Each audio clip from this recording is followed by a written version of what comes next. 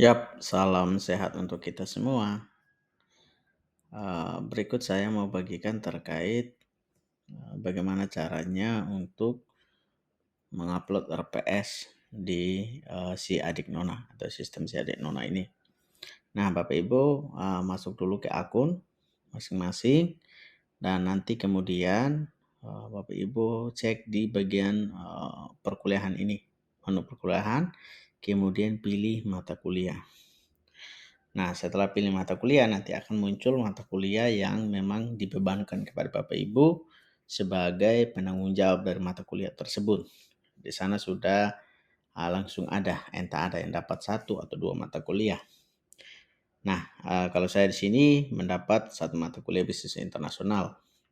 Nah, Bapak Ibu bisa langsung mengeceknya masing-masing dan kemudian Bapak Ibu langsung ke bagian detail ini, bagian mata.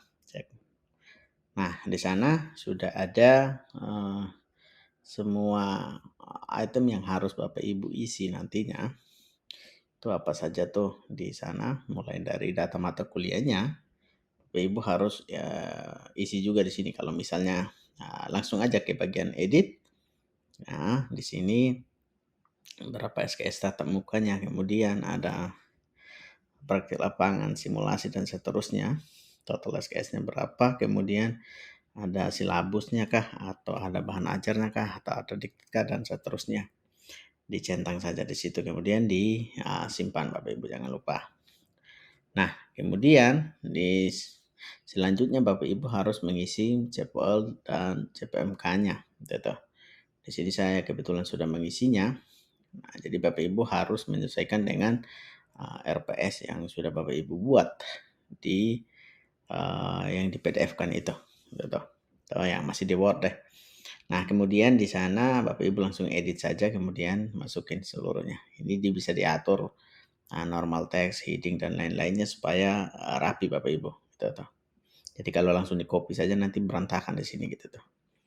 Nah, ini dipilih semua nih, diisi CPMK-nya apa aja tuh. Itu pasti sama tuh. Semua harus samakan dengan RPS yang sudah dibuat tuh. Nah, kemudian jangan lupa untuk disimpan. Nah, selanjutnya Bapak Ibu nanti masuk ke detail RPS-nya. Detail RPS-nya ada minta beberapa di sini. Ya, yang kebanyakan dilakukan itu ketika kita melakukan hanya upload Excel-nya, dia hanya sampai di tahap ini nanti Bapak Ibu. Ya, jadi di sana kalau memang ada perubahan atau apapun itu silakan diubah nih. Ubah RPS-nya, kemudian tanggal penyusunan. Tanggal penyusunan ini harus usahakan untuk update Bapak Ibu. Ya, setiap semesternya ada update, siapa tahu memang ada pengetahuan baru atau apapun itu yang bisa diinput dalam atau perubahan chapter dan lain-lainnya, itu yang kontekstual dengan perkembangan yang ada.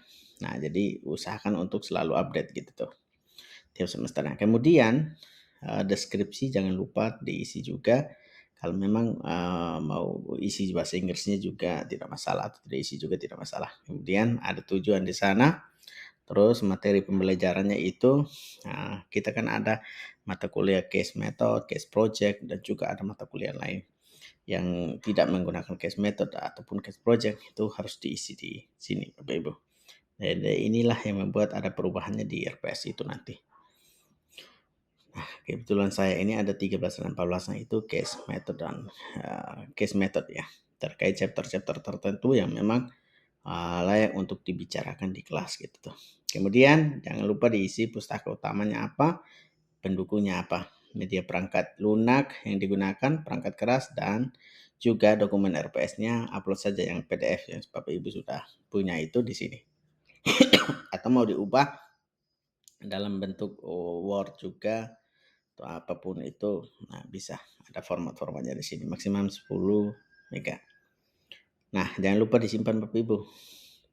Nah, selanjutnya itu masuk ke rencana pembelajaran. Nah, ini yang mengisinya harus satu persatu ini, gitu toh. Ya, atau kalau Bapak Ibu sudah siapkan di Excel ya, tapi bukan Excel yang RPS form apa kita ya, tapi Excel yang memang ada formatnya dari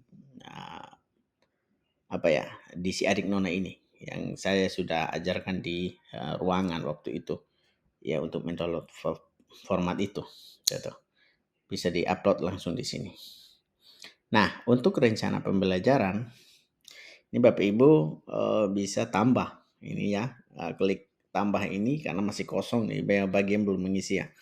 Nah, pertemuan ke-1-nya itu Bapak Ibu harus isi satu. Ya, kalau pertemuan ke-1 itu kontrak kuliah. Buat aja kontrak kuliah tidak metodenya apa, materi pembelajarannya apa gitu, kontrak kuliah ya.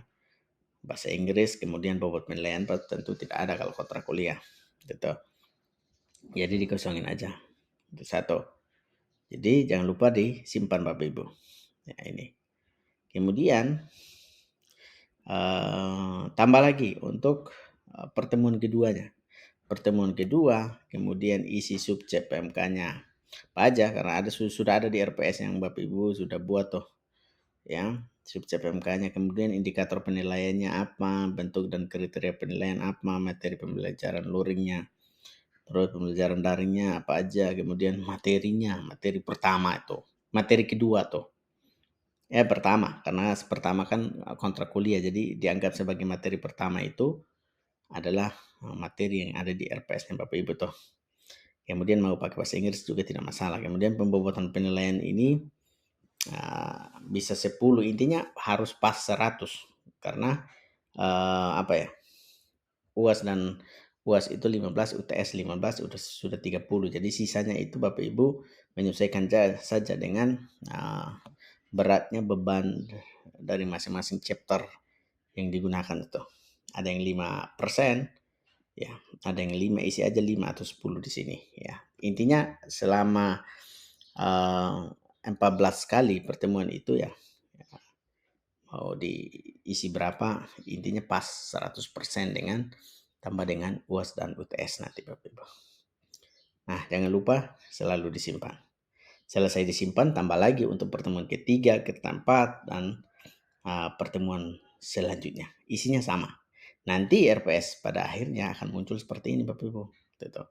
Subjek PMK 2, 3, 4, 5, 7, 8 UTS gitu. 15 nih. Nah, dan seterusnya sampai pada pertemuan ke-16-nya UAS. Nah, setelah itu Bapak Ibu selesaikan saja semuanya. Kemudian untuk rencana evaluasi ini tidak perlu karena itu masuk di pembobotan penilaian ya yang menyesuaikan dengan case method ataupun case project yang ataupun yang tidak menggunakan case method atau case project dari masing-masing mata kuliah. Oke, untuk mendownload RPS-nya, nah ini minta upload RPS-nya itu yang format yang saya kasihkan kemarin tuh, saya bilang. Nah, untuk Bapak Ibu mau melihat format atau download RPS-nya, Bapak Ibu bisa langsung ke opsikan detail kelasnya seperti apa, kemudian RPS-nya. Nah, di sini ada tombol untuk mendownloadnya itu. Ini RPS-nya kita bisa mengeceknya ini. Nanti seperti ini semua RPS-nya. Jadi tinggal minta tanda tangan, kita tanda tangan dan minta tanda tangan koordinator mata kuliahnya dan juga koordinator prodi. Itu dicetak Bapak Ibu. Oke, cukup sekian dari saya. Semoga bermanfaat bagi kita semua.